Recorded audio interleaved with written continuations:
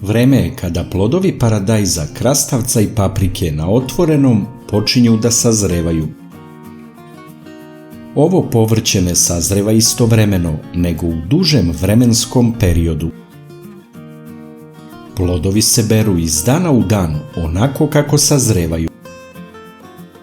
Biljke paradajza, iako izgledaju veoma zdravo, i dalje su podložne gljivičnim bolestima, kao što je plamenjača.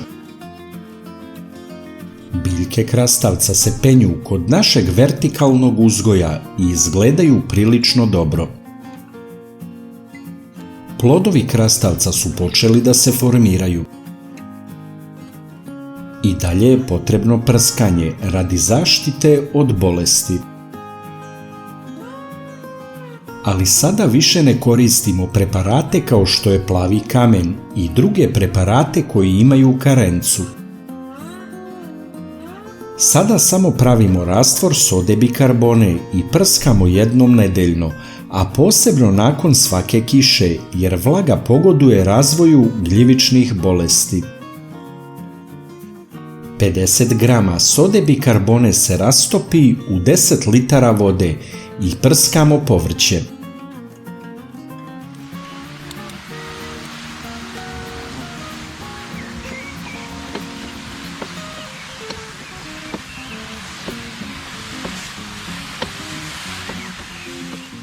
Potpuno je bezbedno jer plodovi mogu odmah da se beru i jedu.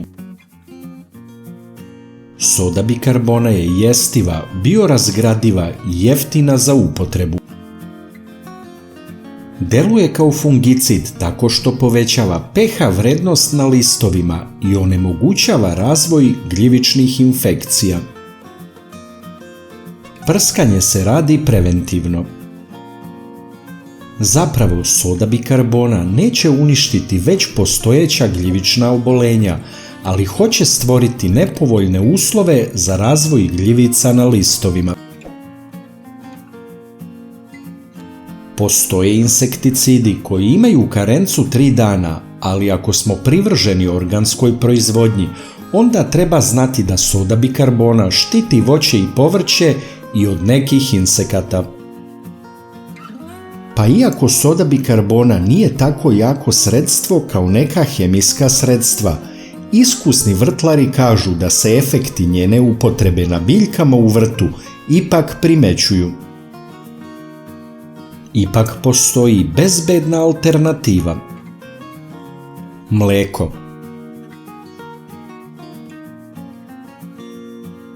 Rastvor pravimo tako što 1 litar mleka ide na 10 litara vode.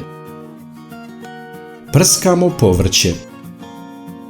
Bezbedno je. Možete kombinovati mleko sa sodom bikarbonom.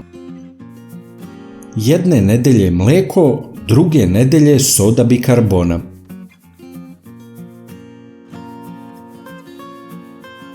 Najlakši način da podržite naš rad je da lajkujete video. Kliknete na dugme prati, zatim na zvonce i na kraju potvrdite zvonce. Ovo za nas znači mnogo. Hvala vam na podršci.